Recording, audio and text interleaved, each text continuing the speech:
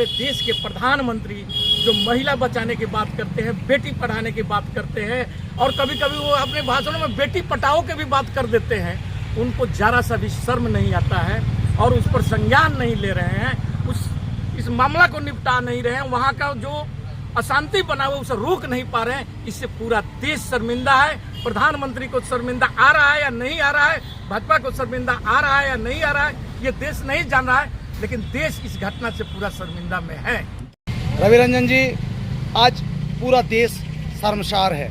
मणिपुर का जो घटना है, ऐसे में इंडिया के 20 सांसद 29-30 का जो दौरा कर रहे हैं, इसको किस नज़रिया से आप लोग देख रहे हैं? ये चंडीदा जब सत्ता नशे की हालात में हो करके और घमंड में चूर हो तो विपक्ष का दायित्व बन जाता है कि आवाम के तरफ से देखने का, और वही काम आज इंडिया के लोग भारत देखने के लिए 29 और 30 तारीख को मणिपुर जा रहे हैं। क्योंकि आज जो ये राष्ट्रवादी पार्टियां हैं, जो कथित राष्ट्रवादी पार्टियां हैं, वे सांसद के बाहर तो जरूर बोल रहे हैं, लेकिन सांसद के भीतर बोलने से कतरा रहे हैं। वे जान रहे हैं कि हमने 85 दिन तक जो मणिपुर में घिनौना कार्य कराए हैं और गुजरात का गोधरा कांड को वहां दोहराने का जो काम किए हैं, उस पर हम जनता को क्या जवाब दें। ये आग लगी नहीं है, ये लगाई गई है और उसका जिम्मेवार है सत्ता पर। वहां का मुख्यमंत्री को जब विपक्षी पार्टियां हमारे गृह मंत्री जी के यहाँ सर्वदलीय बैठक में भाग लेती है और वहां पर मांग किया कि वहां के मुख्यमंत्री को बदल देना चाहिए, लेकिन उस पर कोई कार्रवाई नहीं हुई। फिर हट करके विपक्षी पार्टियां हमारे देश के प्रधानमंत्री का मुंह खुलवाने के लिए सदन में जाती है और सदन में मांग करती है कि भाई प्रधानमंत्री जी आकर के और सदन को संबोधित करें और मणिपुर के हालात के बारे में जानकारी दें। लेकिन वहाँ भी प्रधानमंत्री चुप रहते हैं और सीकर में जाकर के चुनावी सभा करते हैं, मध्य प्रदेश में जाकर के चुनावी सभा करते हैं, लेकिन मणिपुर को जाकर के देखने के उनके पास समय नहीं है। सरकार के लोग बोलते रहे कि प्रधानमंत्री जी विदेश यात्रा से लौटेंगे तो इस पर बोलेंगे, इसका भी जनता इंतजार करती रही, लेकिन वो नहीं बोले।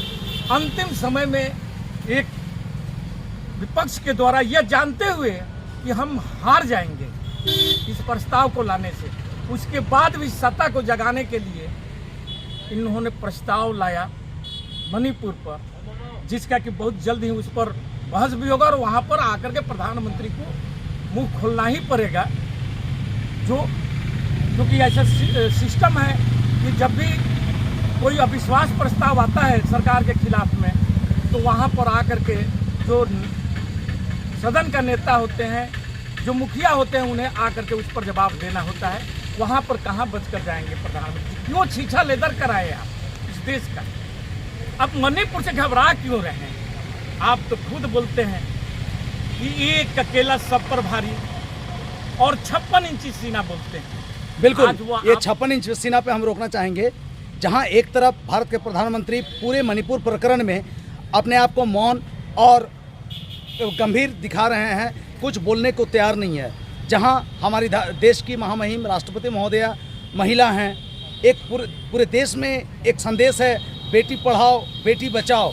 तो क्या ये मणिपुर का बेटी क्या नहीं पढ़ेगी, नहीं बचेगी? इस पे क्या कहेंगे? इनकी मौन महिला राष्ट्रपति होने के बावजूद भी खामोशी क्यों है?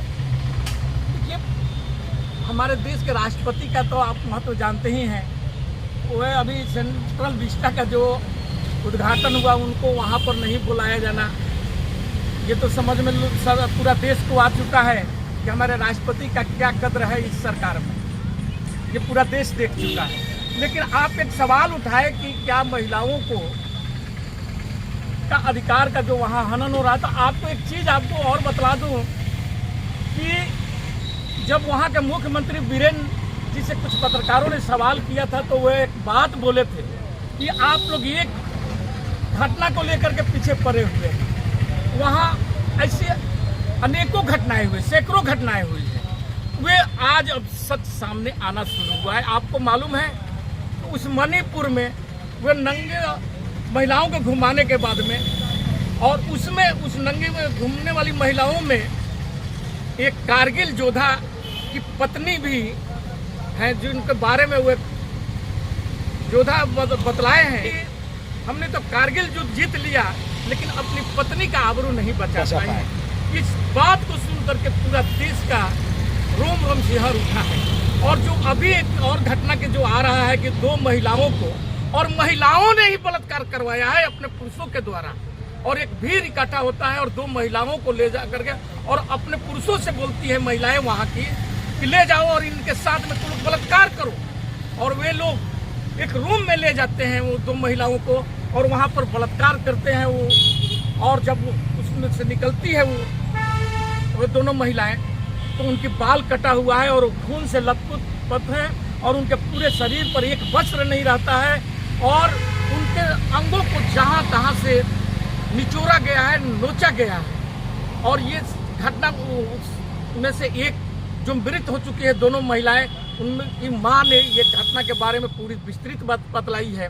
लेकिन इसके बाद भी हमारे देश के प्रधानमंत्री जो महिला बचाने की बात करते हैं, बेटी पढ़ाने की बात करते हैं, और कभी कभी वो अपने भाषणों में बेटी पटाओ के भी बात कर देते हैं, उनको जरा सा भी शर्म नहीं आता है और उस पर संज्ञान नहीं ले रहे हैं, इस मामला को निपटा नहीं रहे हैं। वहाँ का जो अशांति बना हुआ उसे रोक नहीं पा रहे हैं। इससे पूरा देश शर्मिंदा है। प्रधानमंत्री को शर्मिंदा आ रहा है या नहीं आ रहा है, भाजपा को शर्मिंदा आ रहा है या नहीं आ रहा है, ये देश नहीं जान रहा है, लेकिन देश इस घटना से पूरा शर्मिंदा में है।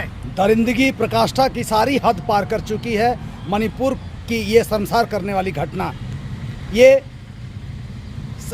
इस समाचार के माध्यम से निश्चित तौर पर आज जनता जिस तरह शर्मसार है, इसकी जवाब 2024 में जरूर देगी और बेहतरीन तरीका से देगी। जय हिंद, जय भारत।